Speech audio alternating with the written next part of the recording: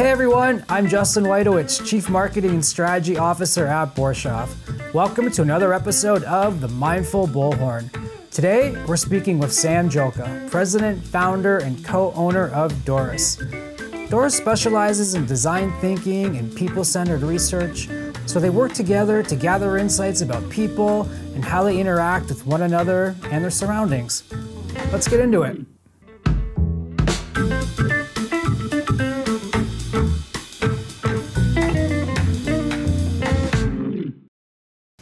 Hey Sam. What's happening? How's it going? Pretty good. Thanks for being a guest on the show today. Glad to be here. Thank right. you for having me. Yeah, I'm excited to dive into the conversation and about what you're doing at DORIS. Same. Very excited.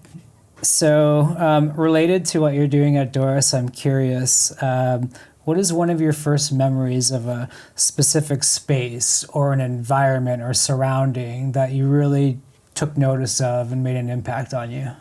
Yeah, this is an interesting question. I've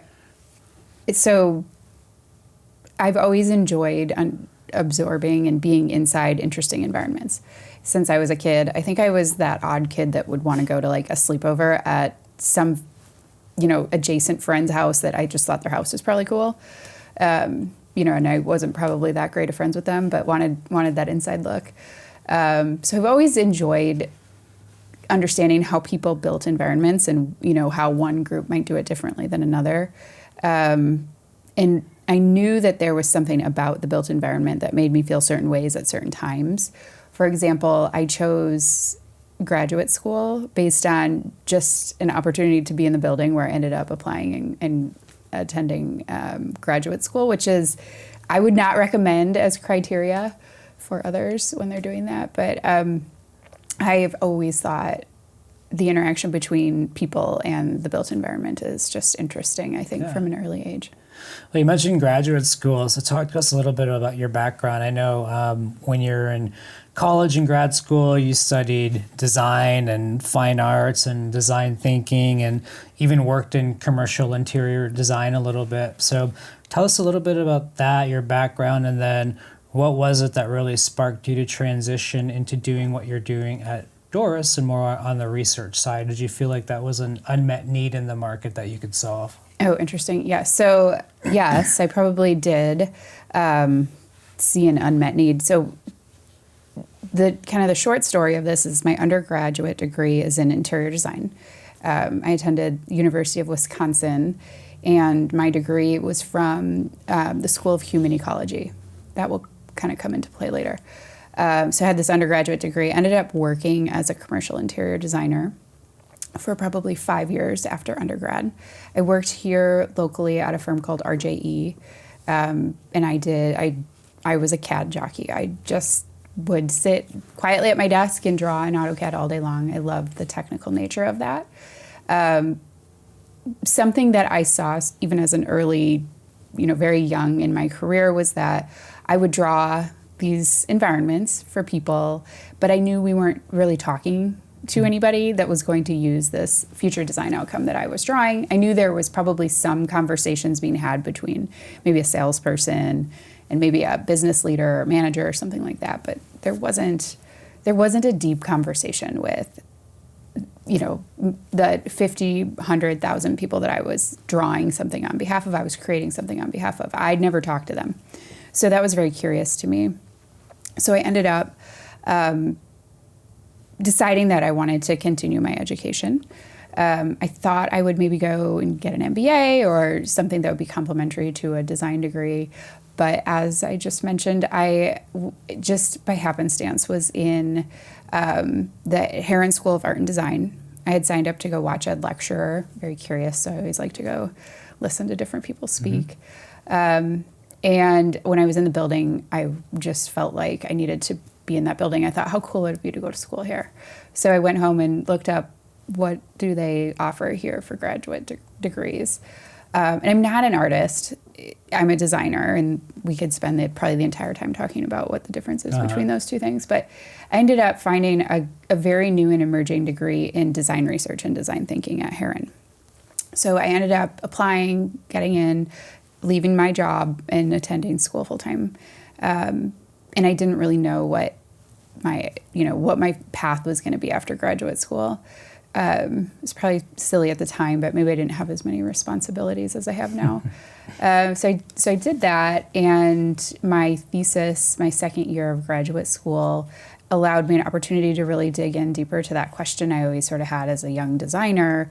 How do we do a better job engaging people when there's a moment in time where we're going to spend a lot of money on something? Maybe we spend a very small amount of money to figure out what are the actual needs of these people, and how can we design something using better data, so that at the end of the day, this future design outcome isn't maybe just beautiful, but it's a tool, it's useful for these people. So I ended up writing a thesis paper on that, and long story short, it turned into a business upon graduation. That's awesome.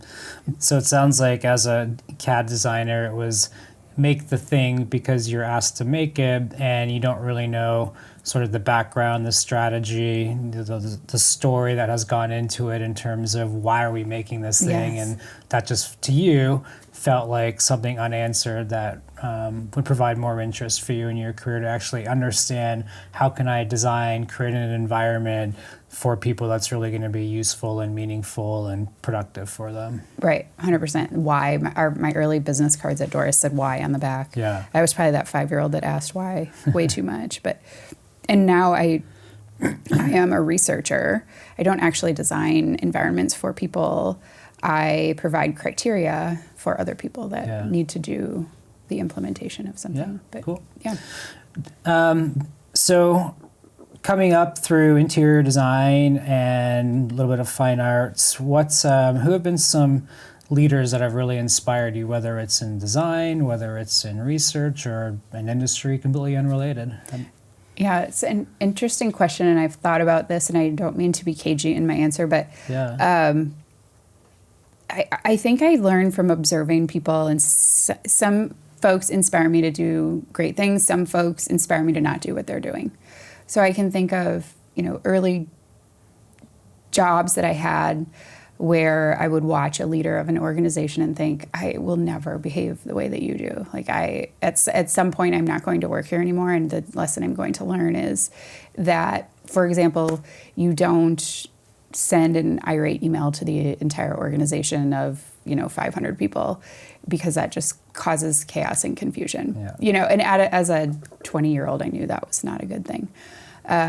So I'm always kind of trying to log. I like to use the word criteria a lot, but what's the criteria for what's making this situation, a positive or a negative?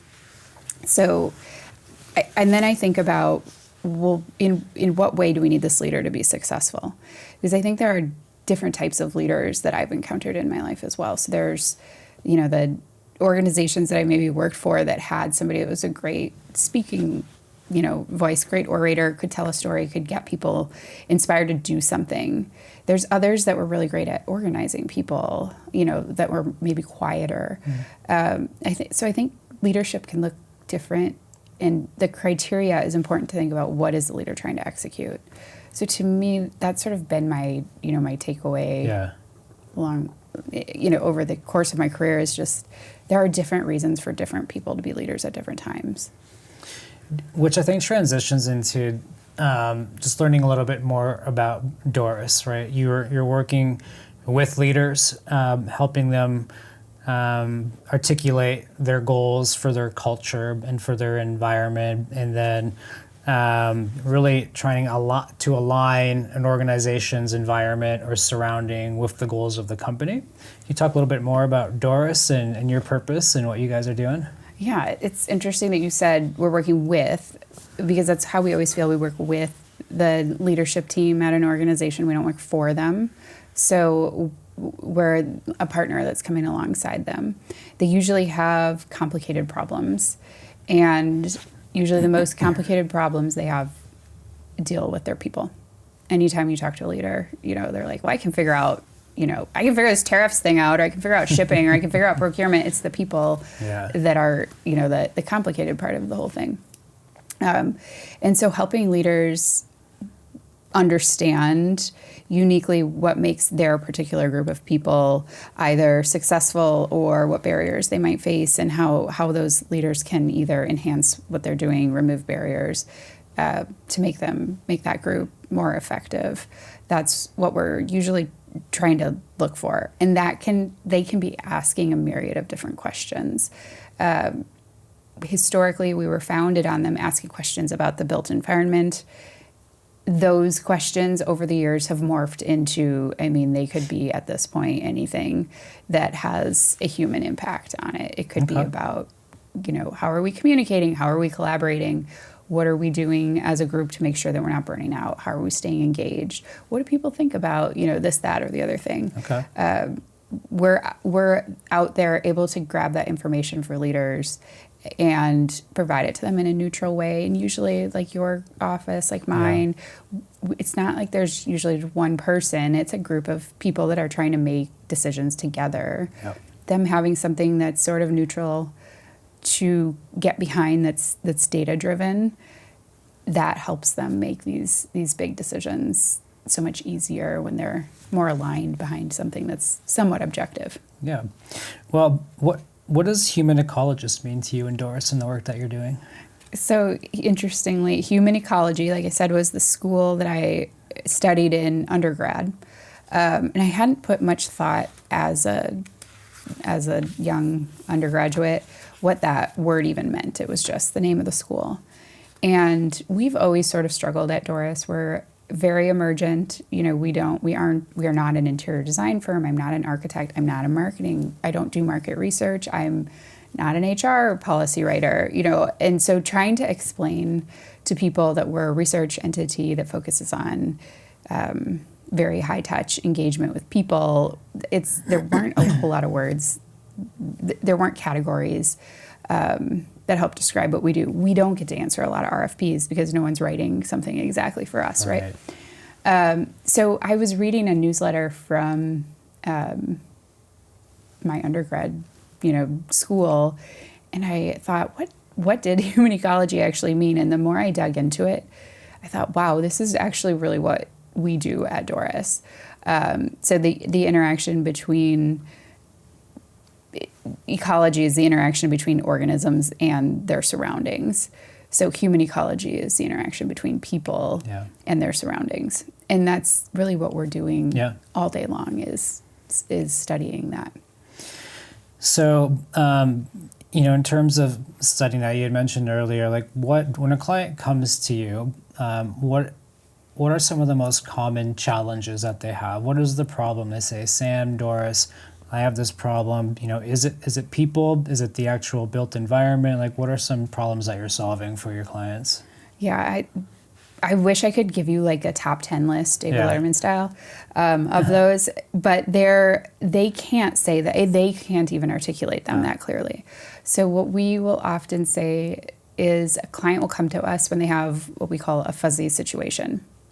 Something's going on, but they can't say it in a sentence.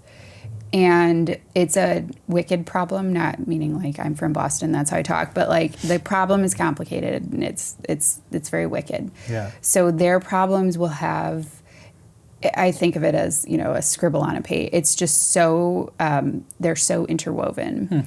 And it could be things that have to do with their built environment. It could be things that have to do with the way they communicate. It could be things with their policy. It could be things with their culture. And usually it's not just one of those things, it's many of those things. And so they're saying, these things aren't working. We want to get to this successful future outcome over here, but we don't have answers to how to do that. We know this to be true today. We know this is what we want tomorrow, but there are so many unknowns for us to be able to get there. Yeah. And those unknowns are usually embedded in their workforce or their community or their constituents, whoever they are, that they need to, affect basically by change. So the fuzzy problem, I like that term. I'm going to use that. They know something's not quite right. They're not sure if it's communications. Is it our environment? Is it our workflow? So how do you make it not fuzzy anymore? What are you looking into to give it clarity? Yeah, so that's our job, is to try to make things not fuzzy. Yeah. We're trying to pull insights for them so that it can become much more clear as they go to make answers. So, or make decisions. So what we will do with an organization is we start with the leadership group, and we ask them 3 very simple questions. What are you trying to do? So what does success look like? What do you think you already know about this situation today? And what do you want to know? And by asking those 3 questions, we can organize, we call it the delimitations of a project. So it's like a fancy research word for like, what are the edges sort of what we're looking for? Yeah. And we build a frame, and then we go out and create, we call it a custom protocol, to go ask their stakeholders what their opinions are, what their experiences are. Sometimes we'll ethnographically observe how they're behaving, both quantifiably, qualitatively. And then we take all this. It's a mess of data, right? You have tons of qualitative data, tons of quantitative data, and it's our job to not vomit that data back on them, but to organize it in a way that it creates insights so that they can take action. So we might come back to them and say, here are 10 key insights. Use this as maybe your criteria, or use this as a guiding light when you're going to make this, future change that you might need to make. So when you're inside a workplace or an environment doing more of this ethnographic research, what does that look like so that you're not disrupting workflows, so people feel like they can be natural, and you're truly getting like an authentic look into the psychology of their behavior and what they're doing? I think people might be guarded a little bit or act on their best behavior knowing that they're being watched. So what does that look like? That is such a common question by clients early on. Yeah. So we'll do, from an ethnographic standpoint, and ethnography is a fancy word for we're just observing. Right. I probably can't even spell ethnography if I tried, but I don't even know how to say it. So we'll just move to observing. Right. What we will do is we'll embed ourselves in an organization for 10 days. We have found statistically that 10 days works really well for us. We will, if we're quantitatively studying behavior, we'll walk a set path inside an office building every hour, and we'll quantify what people are doing at every single, what we would call a data point along this path. So it might be a desk, it might be a copy room, it might be a conference room, whatever. So we're quantifying. So there's somebody from DORIS walking this path. We know through doing this for years and years and years, people can only really change their behaviors for maybe a day. They just can't hold that position for 2 full weeks. Yeah. So they eventually settle in. They don't notice that we're there anymore. Okay. So what's unique and nice about that is they understand usually very early on that we're quantifiably conducting research, where they can understand that we're, checking, are you there or not, and what maybe we're saying what behavior they're doing. But while we're doing that, we're also qualitatively observing. So we might, our researcher that's walking around might observe, like the funniest one they've ever come back with was, this group is putting all their coats in the trash can. We don't know why. So they're walking a space, all the coats are in the trash cans. Like, that is bizarre. Like, why is that?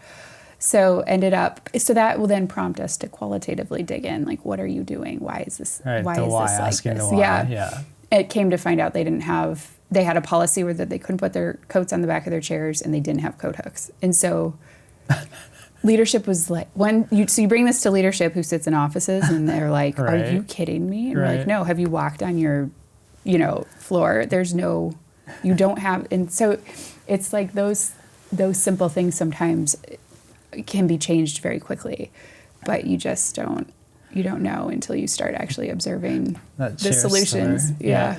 That chair story is so funny. It just reminds me of early days in my career. And I won't mention agency or people, but I think it was my first or second day at work, and it was winter, and I was wearing a coat, and I put it on the back of my chair because that's what I was used to. And the owner of the company somewhat passive aggressively say, so this is not a hanger, and he picks up my coat for me, says, follow me, and he escorts me to the closet. He's like, this is where your coat goes. I'm like, all right, lesson learned. Right. Well, so that is what's interesting is the amount of unwritten sort of social rules that exist in an environment. So what are you supposed to do? So the next place you go to work, that could be totally different. Totally, yeah. Right? And so we as leaders overestimate just what people are naturally going to do. Yeah. And so if we always say, I think it's the Brene Brown, unclear is unkind, right? So I don't know. How am I supposed to know what to do with my coat? Right. Like, you might have shown me day one there was a coat room, but that was in July. Right. I have no idea. And that will come up. So leaders will say, a lot of times we'll research something, they'll say, we have that. We have bikes they can use, to ride on the Mona. And we're like, yeah, but they don't know. Like, you're bad at communicating, routinely where things are or how to behave. So that seems like almost an extension of your consulting and your planning, as well as kind of the internal communications, the change communication. Like, you've identified, all right, as an organization, as leadership, you guys offer these things, and that's great value, but your employees don't even know about it, or they're uncomfortable pursuing it. And so are you trying to bridge that gap a little bit in internal comms? Very much. And we wouldn't execute internal comms likely, but we would tell people we would help facilitate. This is what is unknown. This is what needs to be known. It probably needs to be known at a regular cadence. And it's easy to see how this happens is, leaders have very different day-to-day behaviors than a lot of times an individual contributor or a manager might have.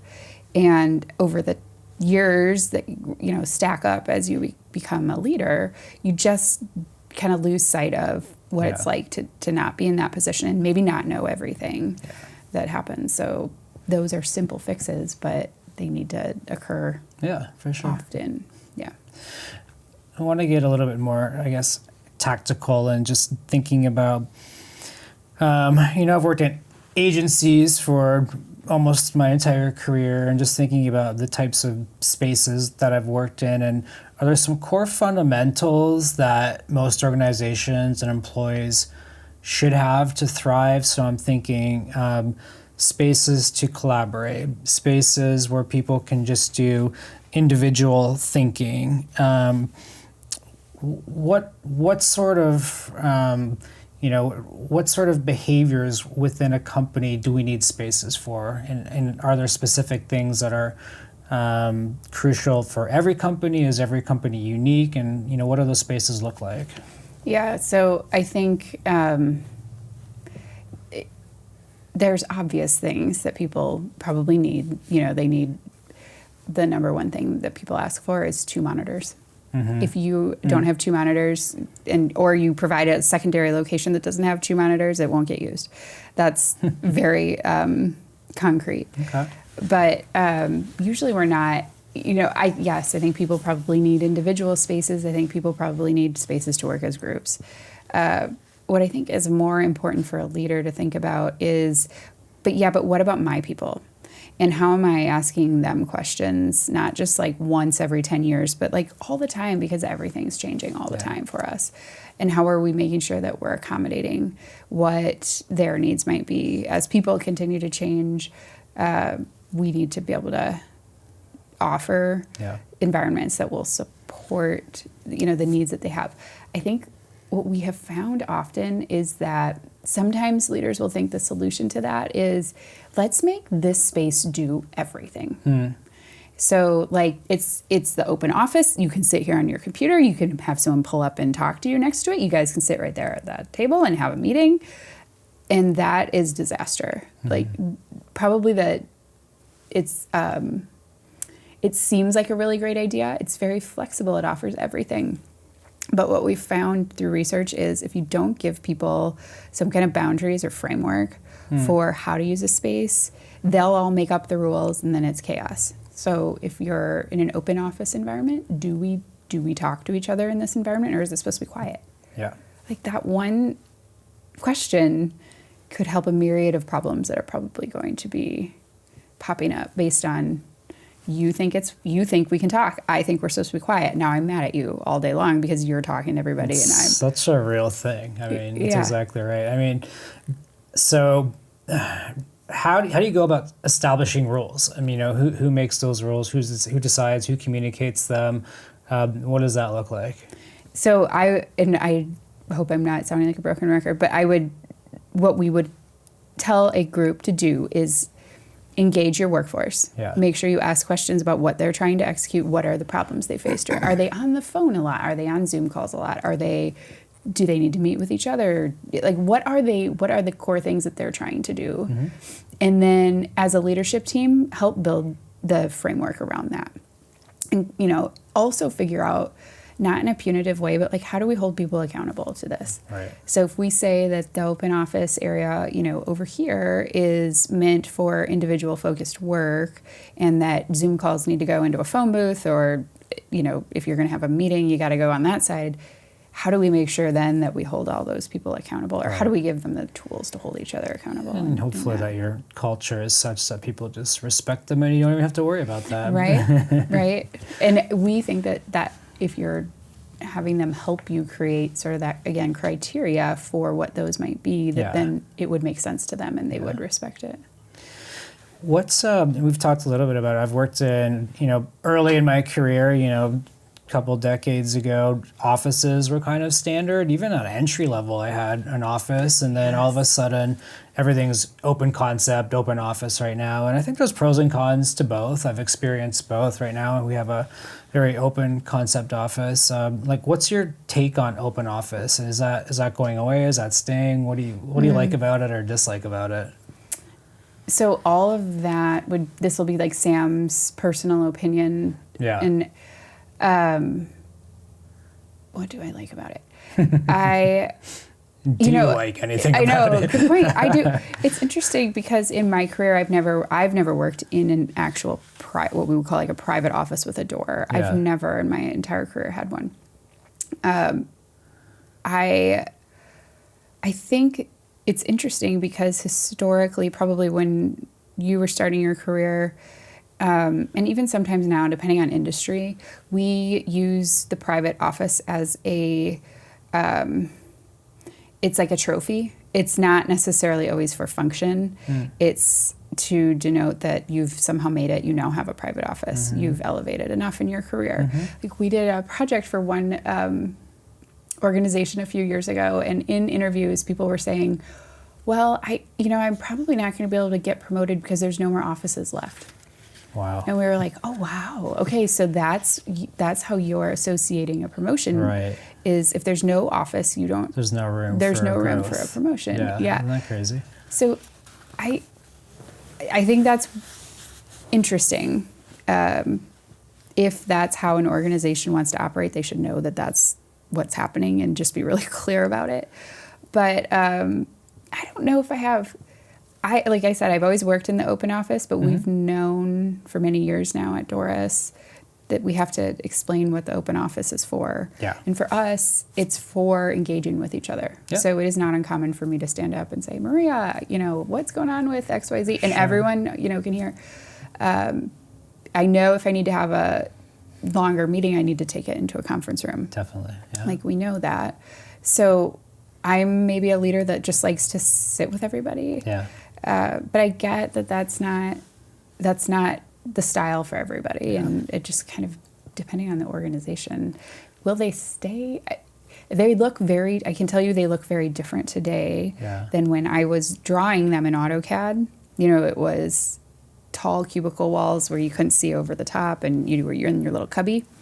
Now they're much more open. It's almost trending, I think, post-COVID, where environments look more like home. So you'll have a lot more soft seating, kitchenettes, things like that you're going to.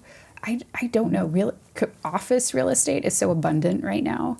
I don't know if we'll go back to more offices. Yeah, could be. I don't know. Yeah, I dig the open office space as well, and we don't have a lot of rules. I mean, I think we have just a great culture and great people where we don't need a lot of rules. People are respectful, and we all get our work done.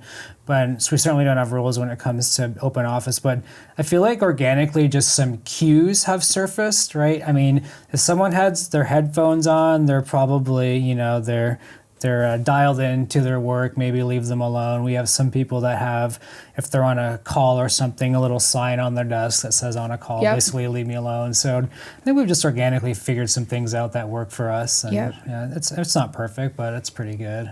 Yeah, I think some groups are better at that than others, and depends on how they, the mix up of what everyone values, how you behave together, what you believe in. So you talked a little bit about one of the interesting challenges that you had, but what is the most difficult thing that you've had to help solve for a client, whether it's anything from communication issue or a space that just needed a lot of work and it just did not align with the research and the feedback? Not even a challenge, but just interesting. What's a really interesting project you've worked on? I will often say one of my very most favorite projects is we worked locally here. We manufacture in Indianapolis Cliff Bars. I don't know if you knew that. I did not know that. So we do. And Cliff Bar is headquartered in California. They were privately owned still when we were working with them. This would have been 2018 or 19. And they acquired a manufacturing site here in Indiana. And the manufacturing site was very dingy, to say the least. And that is not Cliff Bar style in any way, shape, or form. They're arguably the company that we have done a project for that is the most people-forward company. I mean, they just did so much for their workforce. So they acquire this manufacturing site, and they immediately know they need to retool it to meet Cliff Bar standards. Yeah. And so we were brought onto this project with an architectural team, and they were so receptive of our part of the project. So they had 3 languages spoken at this site: English, Spanish, Burmese. So we conducted research with every single baker, 380 bakers in 3 languages. And they ended up completely ripping off the front of the building and making it into what looked like sort of a 5-star resort hotel, for these bakers, but for them when they were coming off the line. So they didn't retool anything on the manufacturing side. It was only for when they were coming off the line to take breaks or change. And it was so well done and so well integrated, the culture of the people that worked there already and the culture of Cliff Bar. I've just never been a part of anything that extreme in my career. Love it. And the interesting thing about that is quantitatively, they obviously know how many Cliff Bars are coming off the manufacturing line. Once the project finished, their manufacturing of Cliff Bars increased month over month for like a 12-month run. Wow. So they didn't change the lines, they just changed how people felt, and that changed their business. I mean, that's such a case study, and take care of people. Exactly. Feel like they're being taken care of. It's motivating. They're happy to be there, and production improves, right? Right.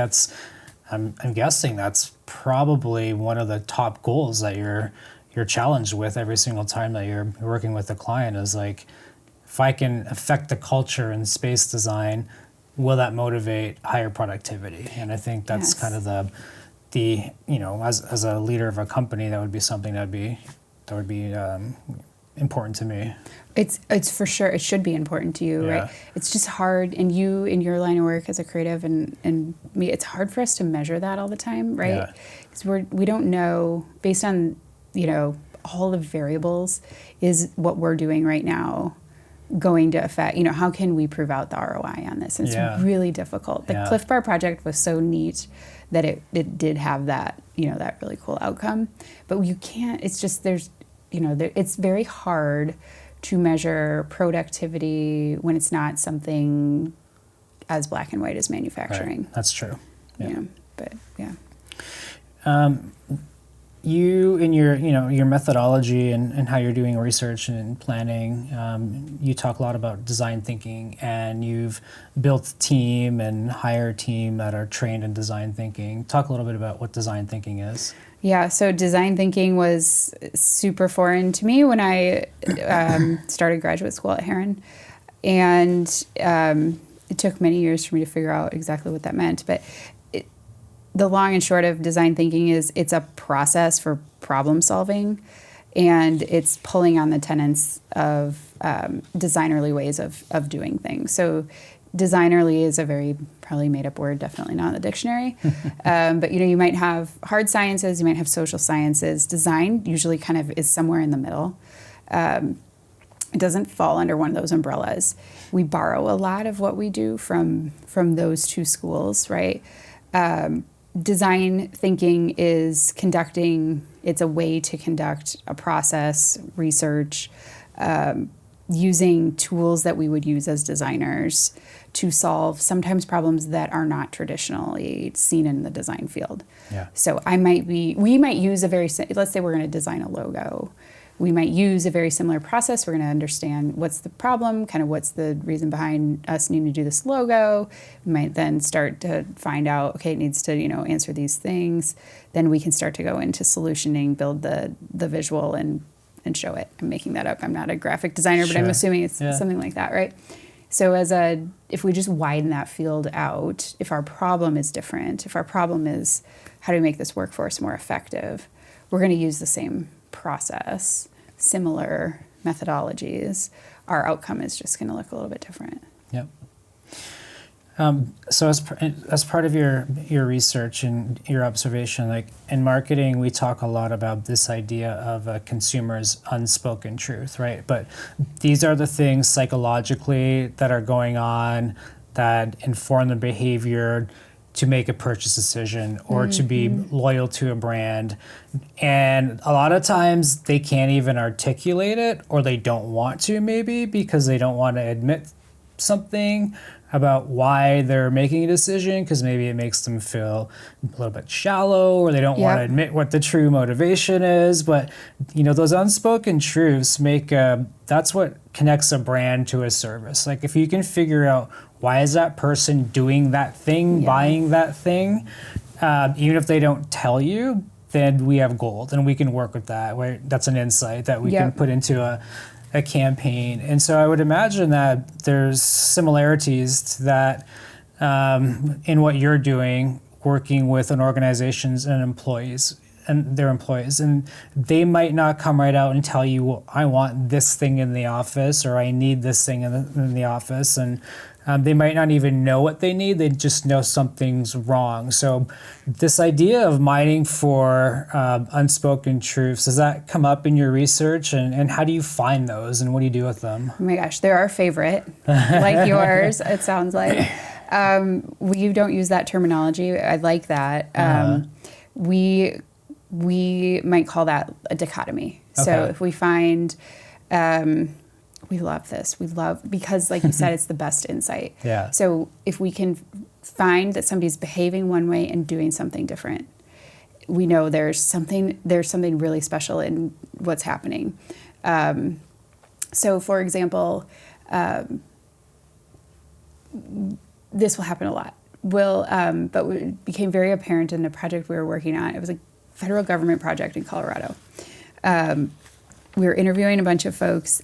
And so they said they had two big dichotomies on this project. One was, it is so loud in here. So they're in an open office environment. We're like, oh, it's so interesting. Okay, it's so loud in here. It's so loud in here. And we are, in our quantitative research, collecting their behavior, use of the office. And we actually had on this particular project, the decibel meters. So we were measuring decibel in the office, right? Yeah. So we're pulling all this data back in, and we're like, okay, in every interview they say it's really loud, but when we measure decibel levels in the office, it's quieter than what is required in a library. So we're like, okay, something's weird here. What is that? And they ultimately, what we figured out after looking into these things don't make any sense together was that it wasn't that it was too loud, it was that it was too quiet. but they didn't have the right words they just didn't have the words to say that, right? Yeah. So if it's super quiet and you talk and I'm concentrating, I'm going to hear everything you say. Yeah. So Okay. it was a problem of it didn't have that hum of noise. It was, you could hear a pin drop in there, but ever so often one person would talk and everybody would be disrupted. Yep. And they had no white noise, they had no way of mitigating that sound. So if we had tried to have that leadership team solve the problem of it being too loud, the solution would have been terrible. Yeah. But instead they needed to solve the problem of it being too quiet. And it's just that you couldn't describe that very well. They had a very similar problem there where they, in an interview, told us, our desks are too small. Our desks are too small. We don't have enough room at our desks. And so finally we said, will you just show us your thing. So a couple of people in an interview walk out to show their desk. And then they say, the ones that make sense are over here. So we walk over and after our measuring, the ones that they say are too small are actually bigger than the ones that they say are what is appropriate. So they just didn't know how to say, it's not set up properly. Right. And so you have to really figure out, words matter so much in what people are talking about. Yeah. And if they can't show you in multiple mediums what they mean, you can end up solving the wrong problem. We talked about one of your most interesting projects that you worked on. What is an idea that came out of your research that you're really excited about? Maybe it was a little bit bold and pushing boundaries a little bit that you really wish would have been activated or executed and you just couldn't get it to go through? And what was some of the pushback that you got on that? So that's an interesting question. Sometimes I'll say, at DORIS, we don't really do anything, which is frowned upon, especially in our marketing department. But we don't implement anything. So we research and tell people what their challenges are generally and what very abstract solutions might be. So again, criteria for a solution is usually what we're telling them. It is virtually impossible for a leader to execute every single thing or deal with every problem that we've uncovered. So it happens all the time. And our operations team will just say, God, I wish they could have, solved this problem, but we understand for XYZ reason they can't. And it's hard because you aren't in control of however they're going to implement whatever it is that we come up with. And we're not coming, it's whatever it is we're delivering that's coming through their stakeholders.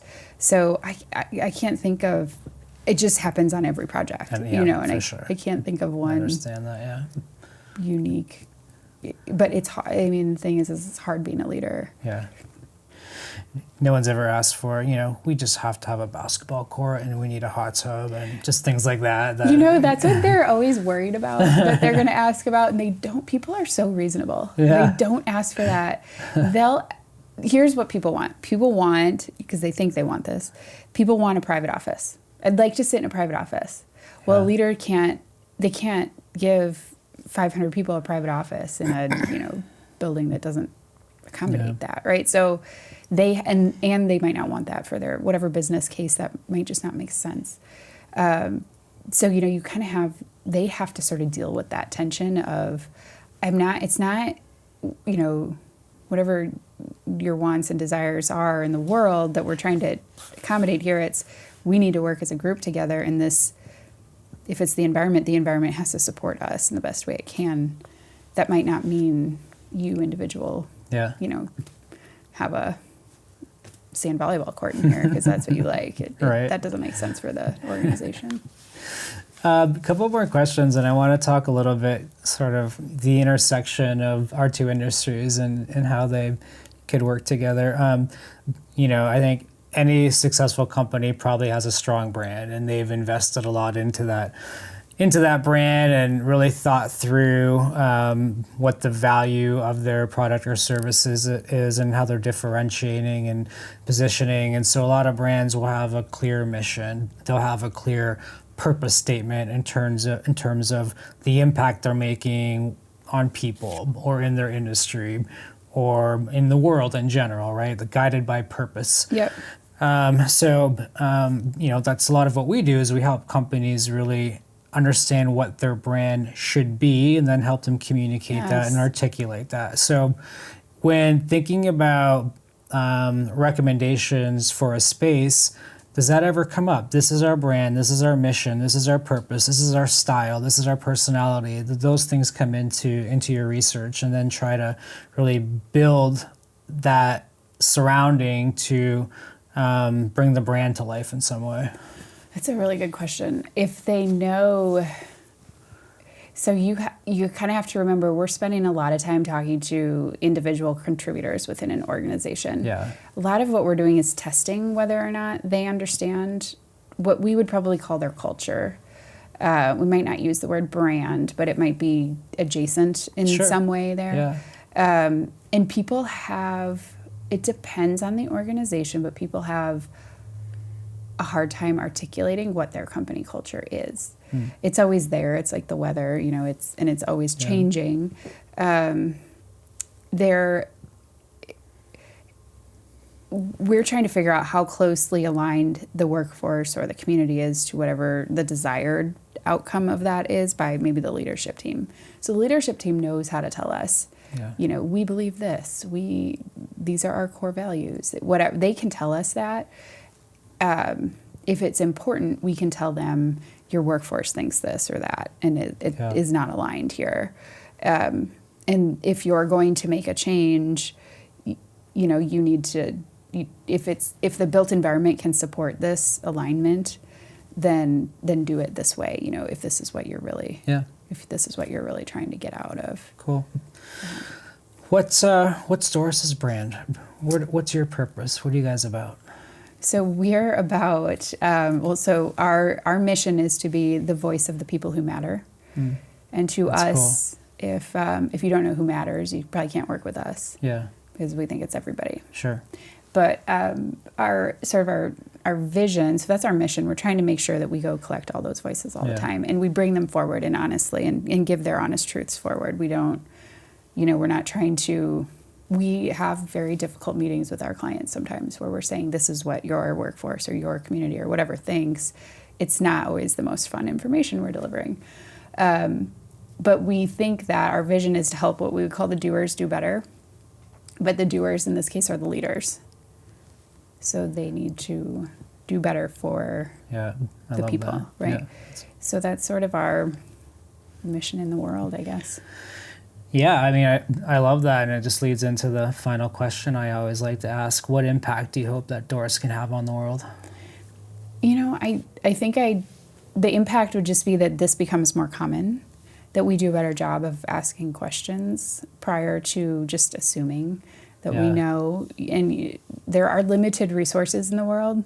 Let's be wiser about how we spend them and make sure that we do a better job of supporting people with these limited resources that we have. Love it. It's a great impact. Yeah.